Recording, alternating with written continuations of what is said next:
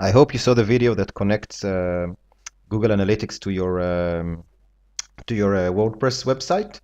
So what we're going to see now is how Google Analytics works. So this is the Google Analytics homepage for this demo account that I just showed you in another video how to connect, which is YDA tutorial. Obviously zero traffic, zero everything, because it's a brand new demo website.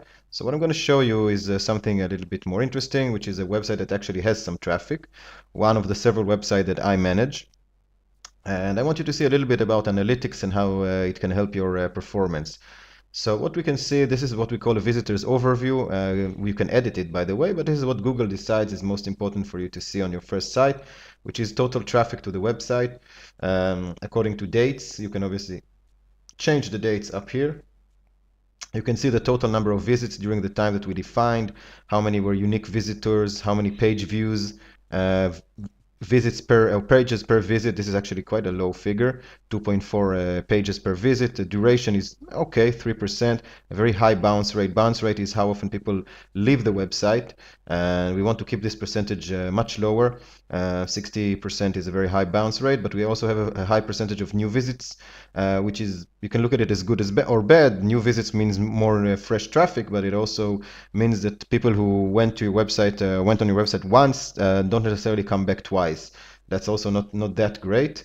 Now we can look at it as an overview, or we can decide what to look at. For instance, we can look at the demographics, the behavior, the technology that people are using, if it's mobile, surfing, which could be very, very interesting for us. I'm going to show you just one of each category. For instance, if I click on demographics, and I want to see, I don't know, the populations of the people, language or location, which language they are using in their browser, and which location they're coming from, the behavior. Let's look at the behavior, new versus returning, which I told you is a little bit interesting. So you see I changed right now, I changed a little bit to new visits and bounce rate, and we can see new visitor 105, returning visitor 45. Again, it's for the dates that we chose, which is a month back. And you can look also, I'm back here at the left-hand side, technology, which browser and operation system they're using, mobile, if it's which devices. And of course, for me, one of the most interesting things on analytics is traffic sources. Okay, so let's for a second click on traffic sources. You can do. Let's look at the overview of traffic sources. So we have search traffic, referral, and direct. Direct traffic is people who wrote the name of the website or saved it as a favorite and immediately access the URL. And search traffic is obviously 39% here. People who came through searches. You can see the searches here. Some of them are in Hebrew. It's not important right now, but these are the search terms that brought people to this website. And of course, referral traffic is links to this website that appear on other sites that create inter-traffic. And again, also we have here some highlights. We can look at exactly the queries that people were asking in the search engine optimization that brought them to our site. We can look at referring sites. Let's click this for a second. Okay, so this website enjoys a lot of referrals from Facebook. Actually, 50 visits came directly from a Facebook link, which is quite a lot, and you can see in percentages as well. And you can see which media gives you also the best duration time for each visit.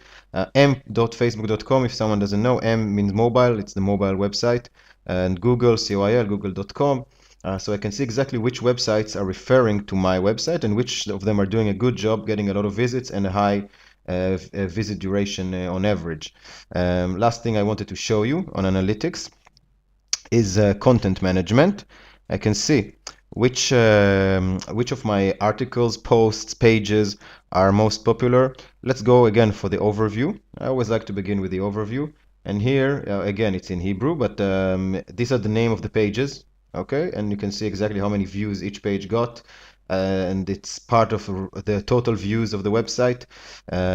What I can see here is, again, how many page views in general, average page time, exit rate, bounce rate. And if I go back to content over here, I can actually specifically go page by page. I can check the site speed, which is also something that sometimes you want to do if you don't trust the performance of your server. Let's look at the overview for of site speed, the performance, the reaction time. Average page load 5.58 seconds. It's not great. It can be fast. It's not terrible, but it can be faster. The other responses are not bad, but the average page load, and we can see that there were days that the page load went as slow as 16 or 17 seconds per page. Again, it's not the average. The average is quite, it's much, much better.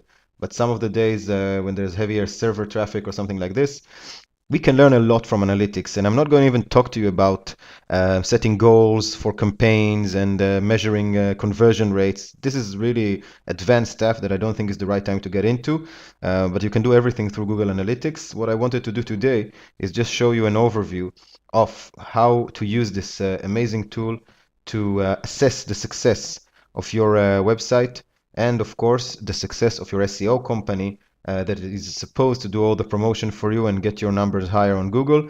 And you have to demand access to the analytics and the webmaster accounts so you can have a very keen eye on their performance and their success or less or lack of success.